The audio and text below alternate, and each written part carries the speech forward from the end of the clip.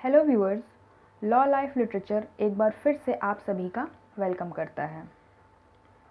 I hope you all are safe and doing good. तो इसी बात के साथ चलिए शुरू करते हैं आज का डिस्कशन। आज हम डिस्कस करने वाले हैं withdrawal of complaint under CrPC. पहला पॉइंट जो इसमें नोटवर्दी है वो ये है कि no withdrawal of complaint in warrant cases.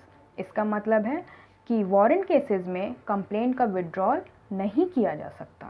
Complaint में भी withdrawal only in summons cases instituted upon complaint. Complaint सिर्फ उन्हीं समन्स केसेस में विड्रॉ की जा सकती है जो कि कंप्लेंट पर इंस्टीट्यूट हुए हों। इसके बारे में प्रोविज़न दिया हुआ है सेक्शन 257 ऑफ सीआरपीसी। इससे पहले कि हम सेक्शन 257 सीआरपीसी को पढ़ें, एक बार हम जान लेते हैं कि आपराधिक कार्यवाहियाँ कैसे संस्थित की जा सकती हैं।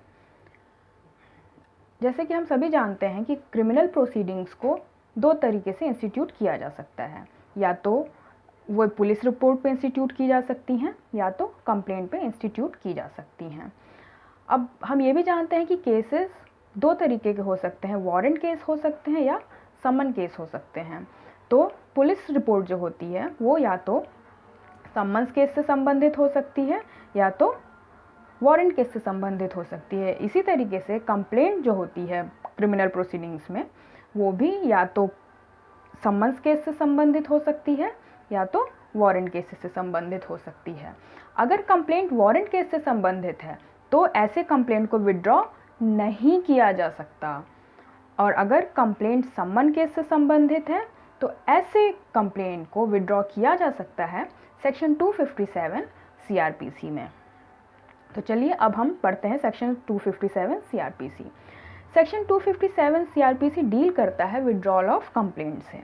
ये सेक्शन कहता है, if a complainant at any time before a final order is passed in any case under this chapter satisfies the magistrate that there are sufficient grounds for permitting him to withdraw the complaint against the accused, or if there are more than one accused against all or any of them, the magistrate may permit him to withdraw the same and shall thereupon acquit the accused against whom the complaint is so withdrawn.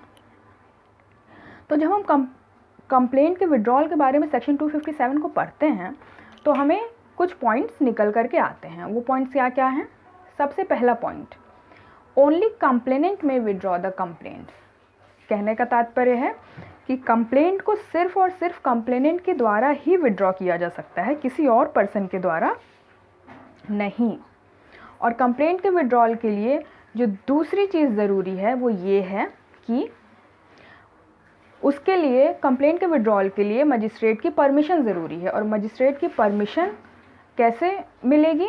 उसके लिए complaint को satisfy करना होगा magistrate को कि there are sufficient grounds to withdraw the complaint. इसको हम ऐसे भी कह सकते हैं, the complainant must satisfy the magistrate that there are sufficient grounds to withdraw the complaint. अच्छा, और विड्रॉल के लिए एप्लीकेशंस कब होना चाहिए? Any time before a final order is passed in any summons case. इससे पहले कि कोई फाइनल ऑर्डर पास किया जाए उससे पहले अगर कंप्लेनेंट विड्रॉ करना चाहता है तो इसके लिए वो मजिस्ट्रेट के पास अप्लाई करेगा। अच्छा, if the complainant satisfies the magistrate then the magistrate may permit him to withdraw the same.